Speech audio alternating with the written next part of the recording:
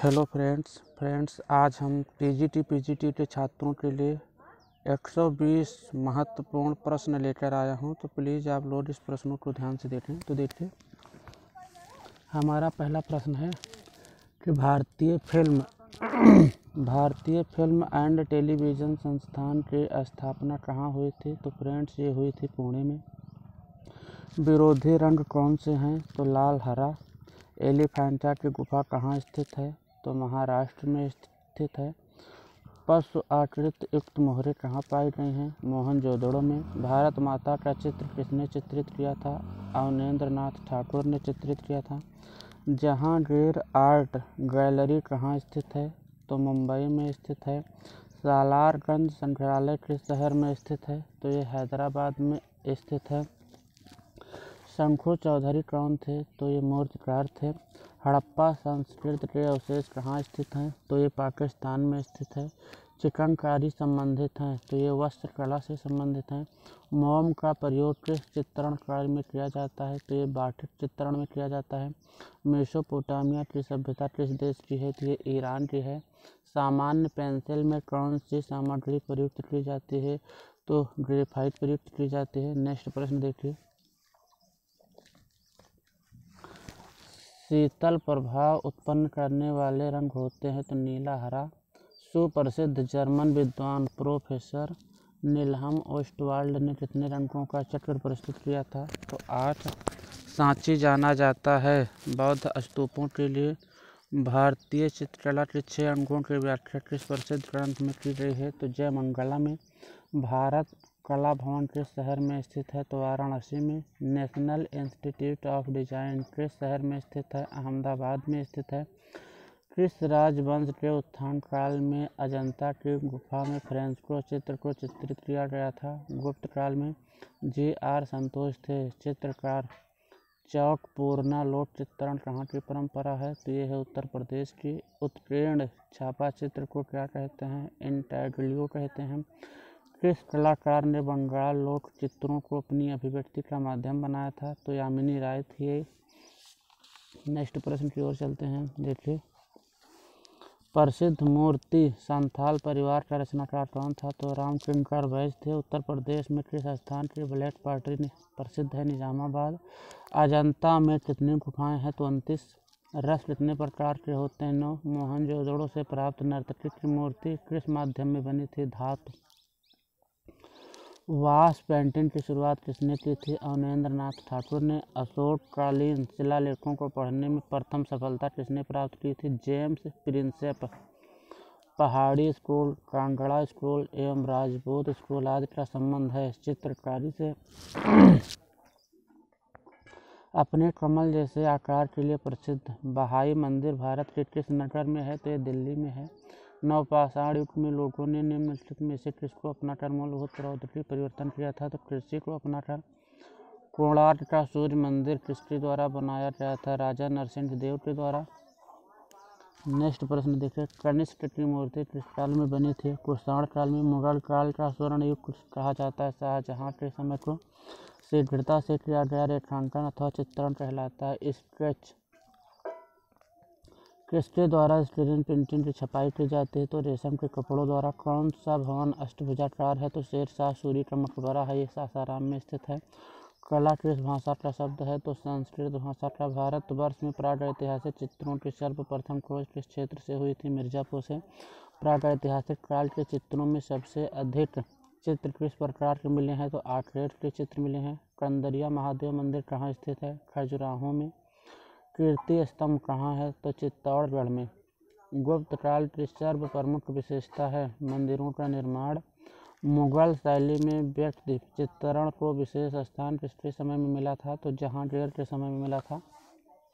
तो फ्रेंड्स, राजा रवि वर्मा जाने जाते हैं पौराणिक चित्रों के लिए जाने जाते हैं। भारत कला भवन के संस्थापक कौन थे। राय कृष्णदास। विख्यात कोणार्क का मंदिर किस प्रांत में स्थित है। तो उड़ीसा में। सूर्यमुखी चित्रित किया जाता वान गाग ने सूर्यमुखी को चित्रित किया था वान गाग ने। जाता कथाएं क्या हैं। बुद्ध के पूर्व जन्म की कथाएं। राजा रवि वर्मा जो एक प्रसिद्ध कलाकार थे, उनका जन्म किस राज्य में हुआ था। तो केरल में हुआ था। मधुबनी लोक चित्र किस राज्य की है? तो बिहार। जे स्कूल ऑफ आर्ट कहाँ स्थित है? मुंबई में। नालंदा विश्वविद्यालय स्थित था बिहार में। निफ्ट शैक्षणिक केंद्र किस क्षेत्र में कार्य कर रहा है? तो फैशन तकनीक में। मूर्तिकला की वह शैली क्या है जो ग्रीक रोमन कला से प्रभावित रही? तो गांधार थे। अशोक स्तंभ किससे बने हुए थे? तो चुनार और सैंडस्टोन से। गौतम बुद्ध ने निर्वाण कहाँ प्राप्त किया था? कुशीनगर में। कबीर दास ने निर्वाण कहाँ प्राप्त किया था? मगहर में। एलोरा प्रसिद्ध है मूर्ति के लिए। सम्राट अशोक किस राज्य पर चढ़ाई करने के बाद बौद्ध बने थे? उत्कल प्रदेश पर। मूल रंग के समूह कौन से हैं? नीला, पीला, लाल। भगवान बुद्ध ने अपना पहला उपदेश कहाँ दिया था? तो सारनाथ में। प्रागैतिहासिक चित्र उत्तर प्रदेश में कहाँ स्थित है? लठनियादरी में। जापानी कला इकेबाना क्या है? पुष्प संयोजन। राष्ट्रीय आधुनिक कला संग्रहालय स्थित है नई दिल्ली में। रामकिंकर वैश्य थे, मूर्तिकार थे। राष्ट्रीय ललित कला अकादमी रविंद्र भवन किस शहर में स्थित है? तो दिल्ली में स्थित है। देखिए, वेदों की रचना किस भाषा में हुई थी? तो संस्कृत में हुई थी। पिरामिडों का देश कहा जाता है मिस्र को।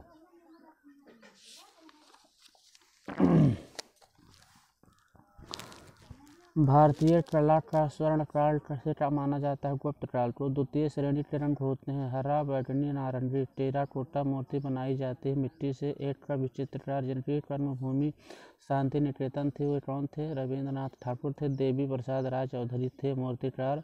वुड कट तकनीक कौन सी कला के अंतर्गत आता है? तो छापा कला। प्रकाश में उपस्थित रंगों को हम किसके द्वारा देख सकते हैं? तो प्रिज्म के द्वारा देख सकते हैं। अलंकारिक आलेखन किन रेखाओं से बनाए जाते हैं? लयात्मक रेखाएं। सम्राट अशोक की राजधानी थी पाटलिपुत्र। इंडो आर्य कौन सी भाषा बोला करते थे? तो संस्कृत। बाटिक पेंटिंग किया जाता है कपड़े पर। बीसी संथाल कौन थे? तो चित्रकार थे। भीमबेटका, लठनियादरी, पंचमढ़ी प्रसिद्ध हैं। प्रागैतिहासिक चित्रों के लिए प्रसिद्ध हैं। द नाइट वॉच पेंटिंग किसकी कृति है? रेम्ब्रांड की। भारतीय चित्रकला के प्राचीन केंद्र कहाँ स्थित है? महाराष्ट्र में। कामसूत्र के रचयिता हैं वात्स्यायन। होली फैमिली पेंटिंग का चित्रकार कौन है? Michael Angelo. रौद्र रस का रंग क्या होता है? लाल होता है। खजुराहो के प्रसिद्ध मंदिर किस राज्य में स्थित है?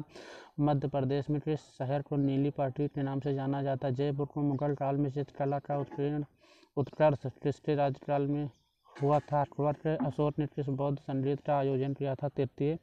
एलोरा में गुफाएं और शैलतीर्थ मंदिर हैं हिंदुओं, बौद्धों और जैनों के तीनों के हैं। श्रवणबेलगोला में गोमतेश्वर की मूर्ति का निर्माण किसने करवाया था? चामुंड राय ने। बुद्ध अपने उपदेश मुख्य रूप से किस भाषा में दिया करते थे? तो पाली भाषा में दिया करते थे।